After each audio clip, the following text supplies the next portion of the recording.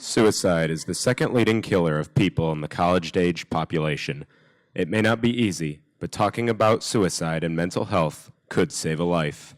From the Marquette Wire, this is the Breaking the Silence Town Hall Forum. Here is your host, Hannah Kirby. Thank you all so much for being here tonight. This evening, we're going to break the silence and have a conversation about the S word, suicide. We're going to hear personal stories from a couple of very brave individuals. We're going to learn the roles depression and anxiety can play, and we're also going to find out how every single one of you can help save lives. I'd like to start the evening off by introducing you all to two very strong individuals. This is Claire Schuster, a mother whose son Tim died by suicide in 2008, and this is Marie Crow, a Marquette sophomore who contemplated ending her own life. Thank you both so much for being here tonight. To start off, Claire, could you share your son Tim's story with us? This is our son, Timothy John. He's our youngest son, and he was a senior at Grafton High School, and December of '08, he took his life. I came home from a hair appointment and found him floating in our hot tub, and completely a shock to all of us. He, in hindsight, he did show classic signs of depression. We did get him help his last 2 months or 1 month before he passed. And it was my mission then to speak up, because as our community felt, and all of his close friends since K4, and his teachers, all his friends, parents, coaches, they all thought, holy crap, if it could happen in our family, in their family, it could happen to anybody. He didn't fit the stereotype. He didn't just break up with his girlfriend. He wasn't bullied. He wasn't struggling with his sexual orientation. He wasn't giving possessions away. He didn't talk about dying. He didn't attempt before, not that we're aware of. He just helped me decorate the Christmas tree the night before. He loved Christmas. We just got him a new puppy 11 days before. And he left us a note that said, "I love you all forever." And again, it's our mission to speak up, because Tim felt alone. He felt like everybody else was having a wonderful, perfect life. Having a depression episode and then multiple anxiety attacks. And the one person that I had as my support and counted on just didn't want to be there for me at the time. So I decided to go for a walk and try to distract myself, because I also struggle with self-harm every once in a while. So on that walk, I found myself above a bridge in my hometown, and that's when I was contemplating taking my life. And I'm very lucky that my dad called me at that time. So he came and picked me up, and then I was surrounded by a few friends, but at the time I still felt alone, and I think that's what a major theme is, that you feel alone. So then a week or so later, I was having the episodes again, and then I did not have my support there again, and that's when I did have the same urges, and seeing how that affected my dad and my family the first time is when I really decided that I needed to get help. So that's when I actually checked myself into a mental hospital for a few days. And then after I got out, I learned how to take care of myself and how to be there for myself. And I believe that's something that we all need to do. So that's why I decided that I would share my story. So I started a blog. I started different ways to express myself. So I just really want to help those around me, because no one's actually alone, and everybody is always there for you. And even though it may seem like you're alone and that it sucks right now, you'll be okay, and just wait it out a little, because it's not the end, and you can keep going. Suicide claims about 800,000 lives a year. That is mind-boggling and very, very sad. Yeah. And both our podcast and the World Health Organization say, by talking, by needing to vocalize your experience, by reaching out and connecting with another person, by asking for help, that really is the first step. It is the first huge step, just talking about it, and that's what we're trying to do here, is normalize depression and all of the things that relate to it. Terry McGuire and her sister Bridget are best friends. Together, they host a podcast, Terry in studio and her sister via Skype. We are literally giving voice to something that has not been talked about and has been sort of kept in the shadows. And we're hoping that by hearing it, you just understand it better. And now we're learning that telling it has a therapeutic value as well, because you're pulling the curtain back on your own secret.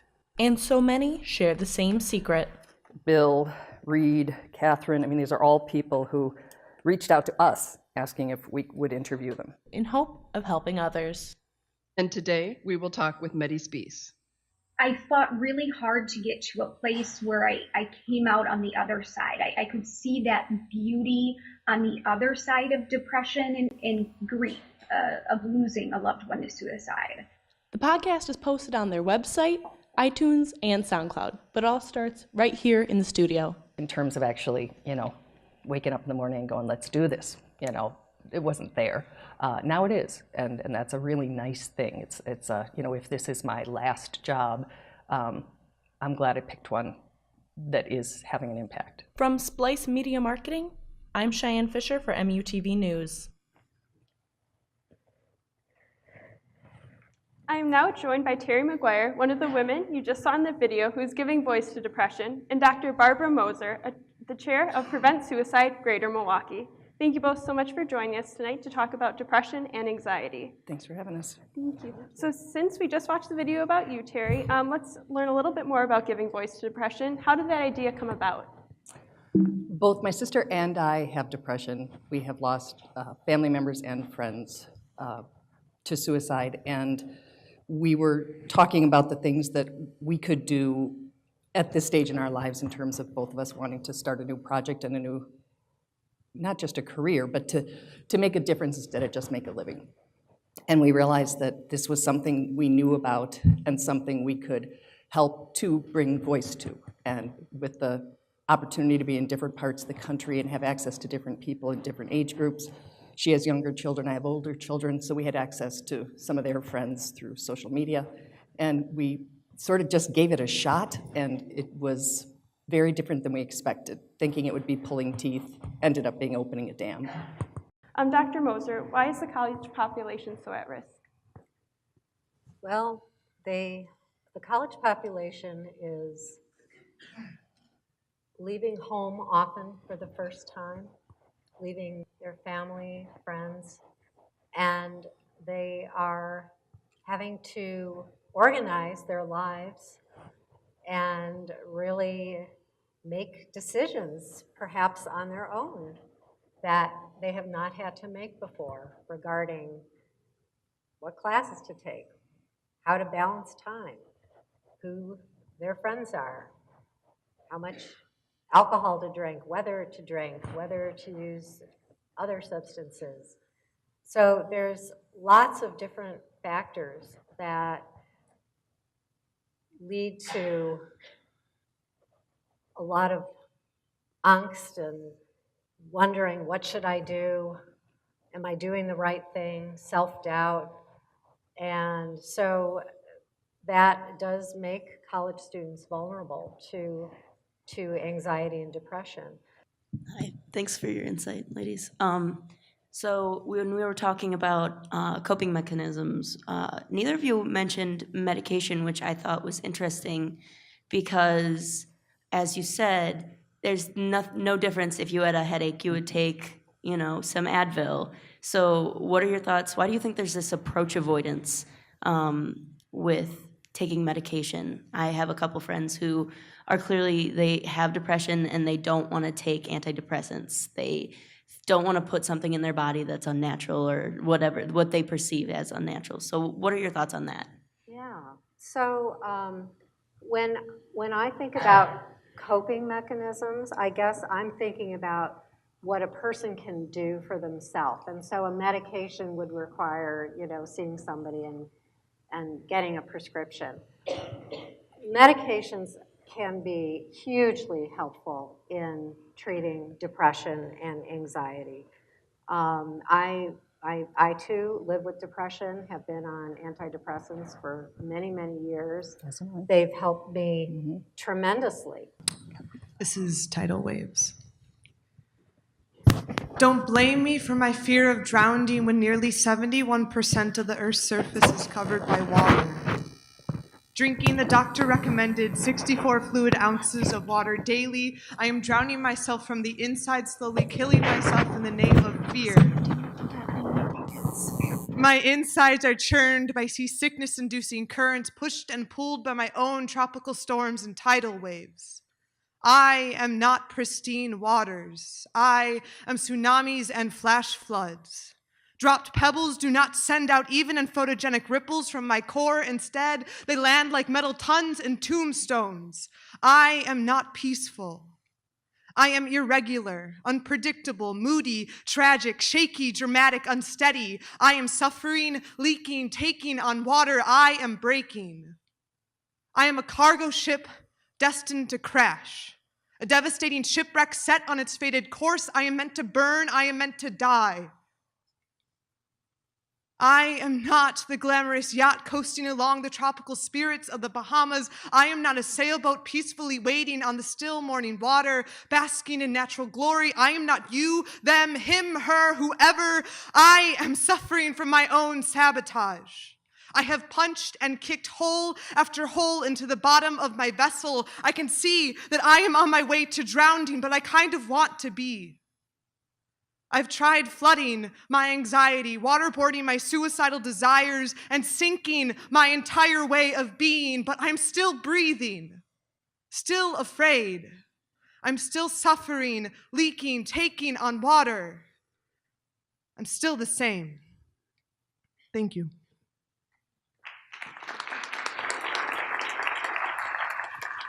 Hi, my name is Amy Lovell, and I'm a registered QPR instructor with the QPR Institute and Prevent Suicide Greater Milwaukee. QPR stands for Question, Persuade, Refer. It's a suicide prevention training to help people learn how to ask the question of someone if they're thinking of killing themselves, how to persuade someone to live, and how to refer them to resources. If you or someone you know is struggling, please contact the National Suicide Prevention Hotline at 1-800-273-8255 to get help. Now we're going to talk about intervention, warning signs, and what you can do to help save lives. We are very lucky to have these next three individuals join us this evening. Amy Lovell is the co-founder of RedGen, an organization that advocates for youth mental illness. And Dr. Michael Zabrowski has been the director of Marquette's Counseling Center since 2004 and is a licensed psychologist. And Peter Huffel is the executive director of the National Alliance on Mental Illness of Greater Milwaukee. Thank you all so much for taking the time to be here tonight. Starting with Amy, could each of you give us one of the strategies you use when talking to someone about suicidal thoughts? Sure. I think the biggest thing is to always use empathy and to be non-judgmental. Somebody who is in that deep, dark place is very vulnerable. And so to just be patient with them, empathetic and non-judgmental, and to sit with them and let them talk, but also not to be afraid to ask the question. Because it's really important to ask the question and to ask it in a non-negative way. So to ask directly, like, I can see you're really upset. Are you having thoughts of killing yourself? And not to ask, like, you're not thinking of killing yourself, are you? Because if you ask in that negative way, it's sending them the message that you're too scared for the answer or you want them to say no. So you have to give them time to be able to talk freely and to not be scared of getting a yes.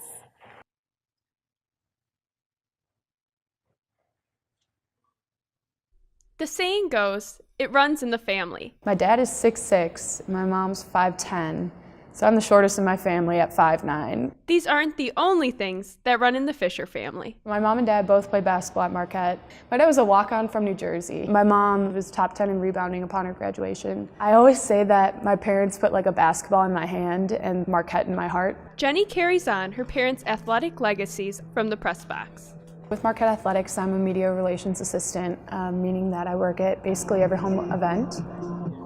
But before Jenny got to Marquette, she suffered what she describes as a world-crushing tragedy. When I was 13 years old, I lost my mom to suicide. I still have memories of playing basketball in the driveway with my parents. It was, we would do, my mom and I, the Brown Eyed Girls, against my dad and my older brother Charlie. I guess I just hope my story can help someone feel comfortable enough that they can break their own silence or know that someone cares enough for them to stick around. Jenny, you're so open with your story. Why do you think it's important to share it? I think it's important, first off, just because it's who I am. It would almost take away, I feel, from my mom's life itself. At the end of the day, a suicide is a death. And so to silence it just because of the means, I don't think is really fair. And what was it like when you first opened up about your story? It took a while.